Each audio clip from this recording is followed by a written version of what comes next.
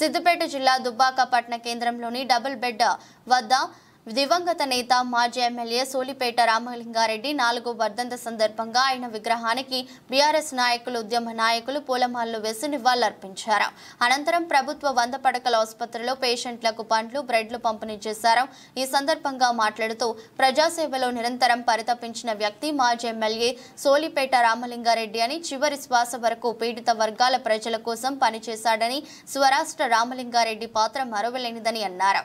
ఈ కార్యక్రమంలో municipal chairperson Ganni Vanitha Bhoomireddy, municipal co-option member Asaswami, కౌన్సిలర్లు ఇల్లందుల శ్రీనివాస్, రామస్వామి గౌడ్, రాజిరెడ్డి, బీఆర్ఎస్ నాయకులు Rotte Rajamouli, Pantulu, BRS party municipal పట్టణ అధ్యక్షుడు పల్లె వంశీ కృష్ణ గౌడ్, మండల అధ్యక్షులు బాణాల శ్రీనివాస్, సాంగేం ప్రభాకర్, పర్సా కృష్ణ, పలువురు నాయకులు పాల్గొన్నారు. ఆ తర్వాత ఆయన శాసనసభ్యుడిగా ఎన్నికై మొత్తానికి దుబ్బాక నియోజకవర్గ ప్రజల్లో చిరస్థాయిగా నిలిచిన వ్యక్తి రామలింగారెడ్డి. ఆ రామలింగారెడ్డి 4వ వర్ధంతి సందర్భంగా భగవంతుని కోరుకుంటున్నాం. ఆయన ఆత్మకు శాంతి కలగాలని, ఆయన నేతృత్వంలోనే ఈ అభివృద్ధి జరిగిందనేది తెలియజేస్తుంది.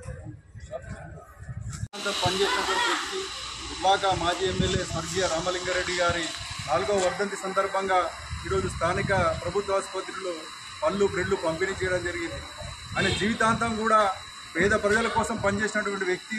ఒక విలేకరుగా పనిచేసినా, లేకపోతే ఎమ్మెల్యే అయి రాష్ట్ర స్థాయిలో అంచనాల కమిటీ చైర్మన్గా పదవులు స్వీకరించినా కానీ ఆయన హైదరాబాద్ లాంటి నగరంలో కాకుండా దుబ్బాక లాంటి మారుమూల ప్రాంతంలోనే ఇక్కడ ప్రజలతోటే జీవించి వారి కుటుంబాన్ని కూడా ఇక్కడనే ఉంచినటువంటి గొప్ప వ్యక్తి స్వర్గీయ రామలింగారెడ్డి.